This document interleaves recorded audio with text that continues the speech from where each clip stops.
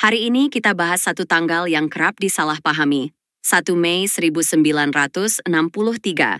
Banyak narasi menyebutnya sebagai hari aneksasi Papua. Tapi benarkah itu? Atau justru sebaliknya, ini adalah hari integrasi, sebuah titik balik bersatunya Papua ke dalam pangkuan Ibu Pertiwi? Pada tanggal 1 Mei 1963, pemerintah Indonesia secara resmi mengambil alih administrasi Papua Barat dari United Nations Temporary Executive Authority sesuai hasil kesepakatan internasional dalam Perjanjian New York yang ditandatangani pada 15 Agustus 1962. Proses ini tidak berdiri sendiri.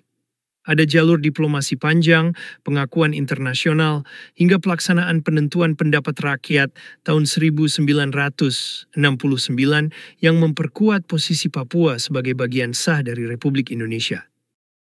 Untuk memahami integrasi Papua ke Indonesia, kita harus mundur sedikit ke tahun 1962.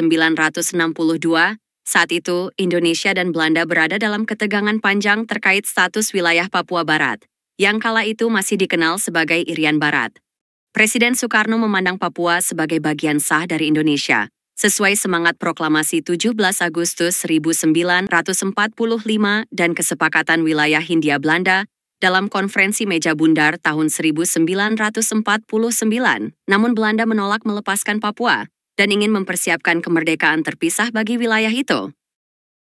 Ketegangan ini akhirnya menarik perhatian dunia internasional, termasuk Amerika Serikat dan Perserikatan Bangsa-Bangsa. Hasilnya adalah Perjanjian New York yang ditandatangani pada 15 Agustus 1962. Isinya jelas, Belanda menyerahkan Papua kepada PBB melalui UNTEA, dan setelah masa transisi, UNTEA akan menyerahkan administrasi wilayah tersebut kepada Indonesia pada 1 Mei 1963.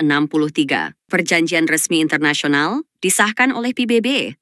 Tak ada pemaksaan militer, tidak ada invasi. Ini adalah jalur diplomasi yang diakui dunia. Seiring waktu, banyak tokoh Papua yang mengakui bahwa integrasi ini membawa harapan. Salah satunya adalah Frans Kaisiepo, seorang tokoh besar dari Biak yang sejak awal mendukung Papua bergabung dengan Indonesia. Bahkan namanya kini diabadikan menjadi nama bandara internasional di Papua.